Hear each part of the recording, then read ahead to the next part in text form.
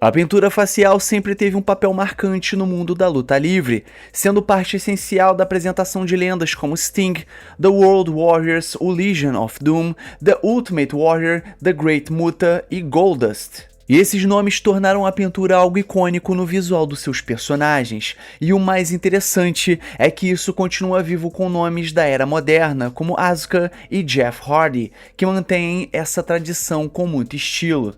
Mas tem muita coisa por trás do uso da pintura no rosto que os fãs talvez não saibam. Desde a mudança dos tipos de pinturas ao longo dos anos, até os diferentes significados por trás do visual de cada lutador, sem falar nas origens inesperadas de onde veio a ideia de usarem pintura facial. É uma parte da história do Pro Wrestling que vale a pena explorar um pouco mais de perto. Mas antes da gente se aprofundar no tema do nosso vídeo, não esquece de curtir esse vídeo, se inscrever no canal, ativar o sininho e comentar aí embaixo tudo isso que eu vou passar pra vocês, beleza? Então, sem mais delongas e sem aquele papo furado, partiu pro vídeo. Os lutadores mudaram o tipo de tinta que usam no rosto ao longo dos anos. Em uma entrevista, Sting revelou que no início da carreira, ele e outros lutadores usavam a tinta acrílica no rosto. Ele admitiu que, olhando agora, isso foi um tanto absurdo e burro, já que esse tipo de tinta é feito para superfícies sólidas e secas, e não para a pele. Mesmo assim, dá pra entender por que isso acontecia nos anos 80. Na época, os lutadores não tinham acesso fácil a outros tipos de tinta, e aquele clima de machão da era talvez os afastasse das maquiagens mais tradicionalmente associadas ao público feminino. E hoje em dia isso mudou completamente. Há muito mais abertura, acesso e variedade de produtos para moda e caracterização, oferecendo opções muito mais eficazes para os lutadores que usam pintura facial atualmente. Sting acredita a Dusty Rhodes a ideia de usar pintura facial colorida. A pintura chamativa no rosto de Sting foi uma peça-chave para sua apresentação no começo da sua carreira.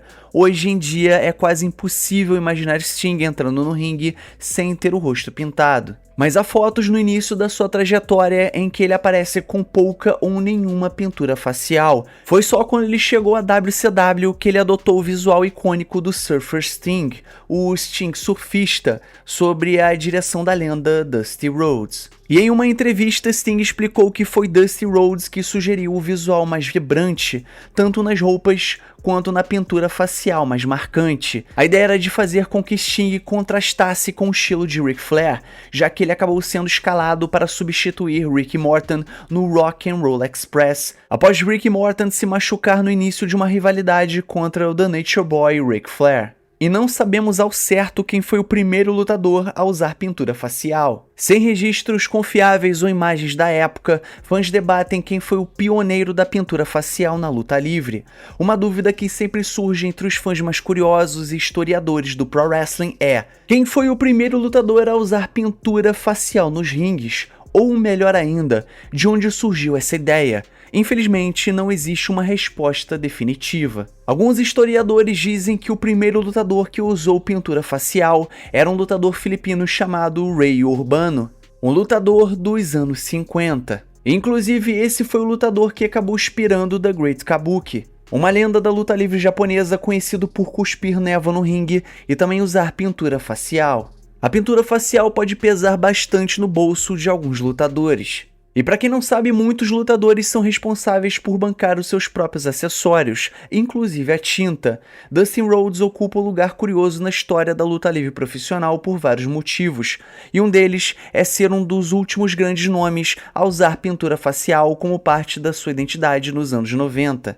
E é claro, seguir com esse visual até os dias atuais. Ele começou a pintar o rosto regularmente como Goldust na WWE, mas também manteve essa característica em personagens como Seven na WCW, Black Rain na TNA e mais recentemente como Dustin Rhodes na AEW. E em uma entrevista em 2014, Dustin Rhodes contou que precisava comprar tinta facial praticamente todo mês para poder manter o seu personagem. E mais, meus amigos, esse gasto acabava saindo do próprio bolso de Dustin Rhodes. E como ele usava inúmeros tubos de tinta de uma tinta específica para maquiagem, o custo acabava se acumulando com o tempo. Bill Watts acabou sugerindo que os World Warriors utilizassem pintura facial. Animal e Rock com o rosto pintado é parte fundamental da mística dos World Warriors, conhecido também como Legion of Doom. A dupla teve uma carreira lendária no mundo da luta livre, sendo mais lembrada pelo início dominante na AWA e por passagens marcantes na WCW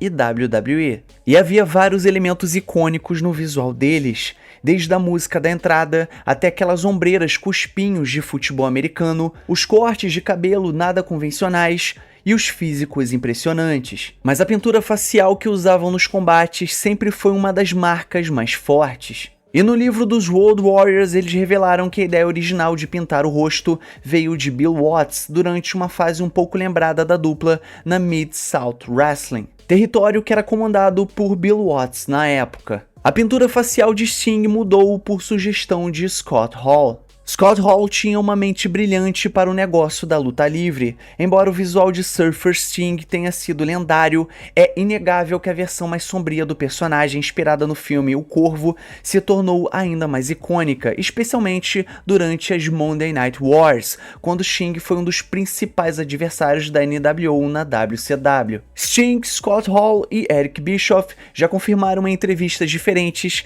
que essa transformação foi ideia de Scott Hall. Ele indicou o filme Corvo como referência e sugeriu que Sting incorporasse também alguns elementos do Undertaker em sua nova fase. Isso resultou na troca de cores vibrantes por um visual mais monocromático, com a pintura facial majoritariamente branca e detalhes em preto, marca registrada da fase mais misteriosa e impactante de Sting. A pintura no rosto de Adrian Street evoluiu de forma orgânica. O visual do lutador Adrian Street com pintura facial foi um reflexo de sua época. Street tinha uma carreira de destaque entre as décadas de 1970 e 1980, e uma grande parte do seu personagem como vilão era provocar o público explorando a homofobia na época, adotando uma aparência mais feminina ou andrógena. E então ele acabou se tornando um dos lutadores mais conhecidos a usar pintura no rosto, mas isso não foi algo que começou de imediato. Na verdade, foi uma evolução.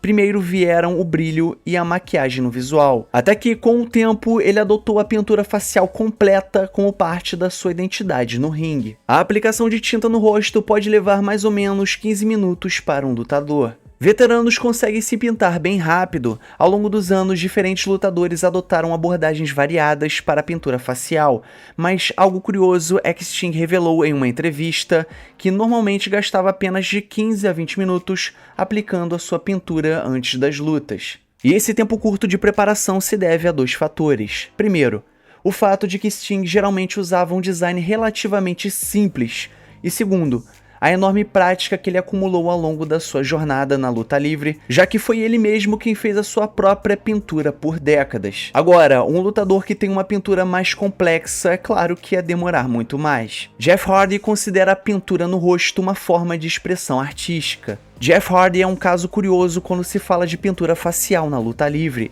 Ele já era famoso nacionalmente antes de adotar esse visual. Nunca usou a pintura de forma constante ao longo da carreira e também nunca escondeu o rosto quando estava sem ela.